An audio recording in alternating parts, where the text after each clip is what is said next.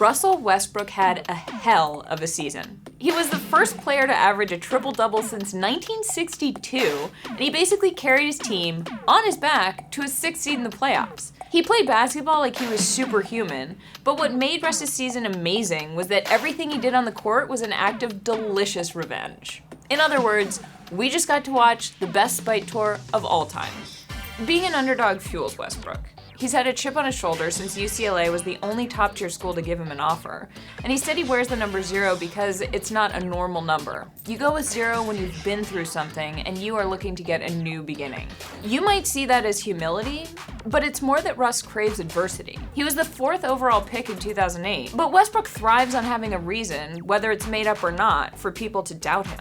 So when his fellow superstar Kevin Durant left Oklahoma City to go play for the Warriors on July 4th, it gave Russ a chance to do the other thing he's best at besides playing basketball: be scorned.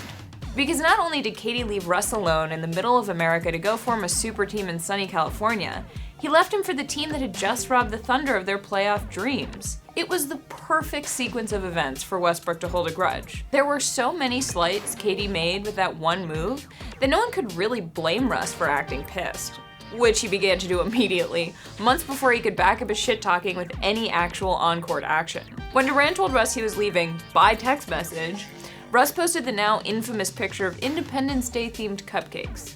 Cupcakes is what Kendrick Perkins used to call people who were a little soft during his time on the Thunder. Once the season started, though, is when Russ's spite tour really started gaining steam. He did the basketball equivalent of posting super hot pictures of yourself on Instagram to show your ex what they're missing after they dump you. Not only was Russ doing stuff like showing up to the Thunder's first game against the Warriors wearing a photographer's vest to troll Durant, who loves photography, he was playing arguably better basketball than anyone else in the league. The dude was out there breaking records that had been in place since before JFK was assassinated.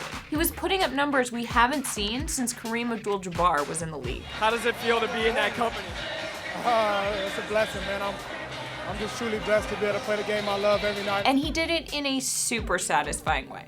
People have said for a while now that Westbrook is a ball hog, which is a valid argument. But there's something so great about how Russ puts up a near career high in assists the season after Durant leaves.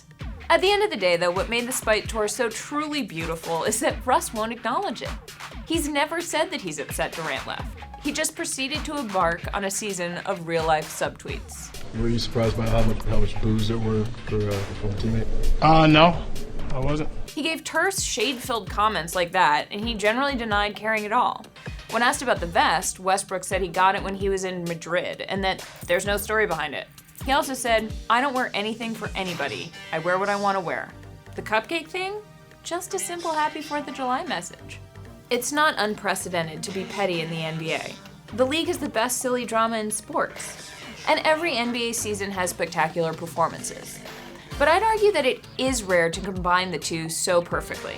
I honestly don't think anyone has ever used spite as such effective athletic rocket fuel before. So sure, James Harden or Kawhi Leonard or LeBron James could win MVP of the league over Russ. But no one deserves the trophy for best spite tour of the season, or maybe ever, more than he does. Not that Russ would accept it.